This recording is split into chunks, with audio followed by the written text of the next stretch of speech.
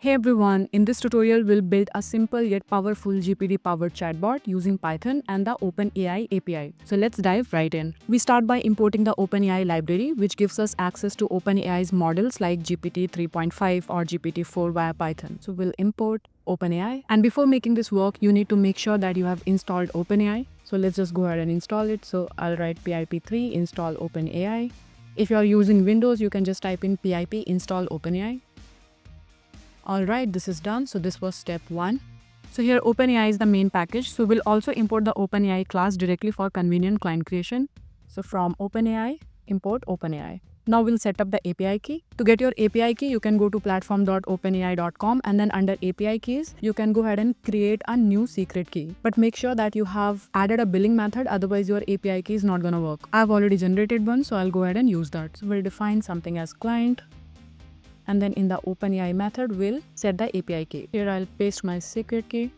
So with this line, we are creating an instance of OpenAI client and we are passing our API key. And this key connects our code to OpenAI server so we can access the GPT model. Now let's move on to step 3. So we define our chat history, which is going to hold the ongoing conversation. So first we'll define a role. So we'll take it as system. And here we also have to set the content.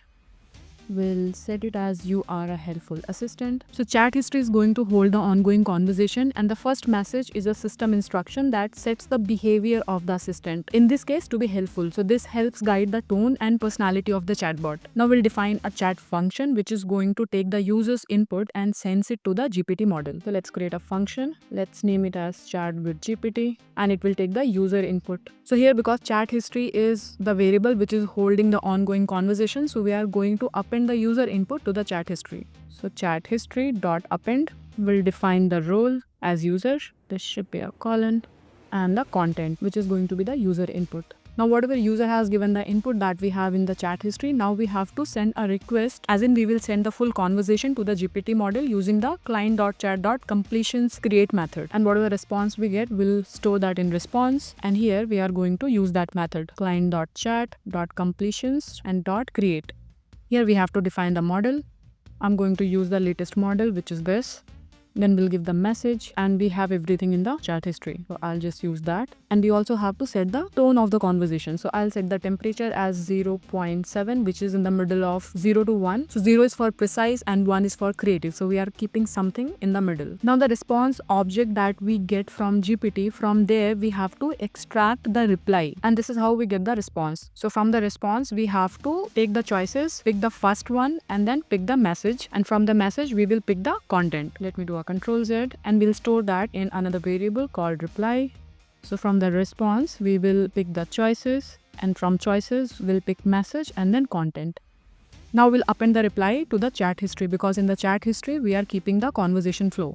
So chat history dot append. Here again, we'll give the role as assistant because we are storing the reply, right? And the reply is from the assistant. And in the content, we will store the reply. Again, so we are doing this so that the bot remembers what it just said and it will help to stay context aware in longer conversations. And then finally, we'll just return the reply. Now let's create the chat loop.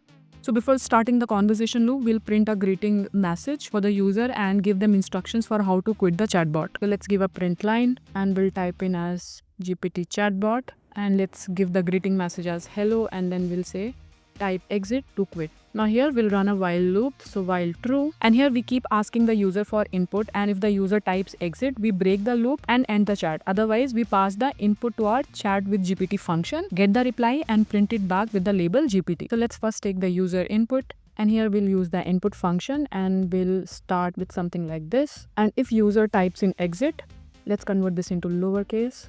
In this case, we'll break the loop. Otherwise, we'll call the function chat with GPT and we'll pass the user input in the function. And whatever the reply we get, we are going to store that reply into reply. And finally, we are going to print the reply.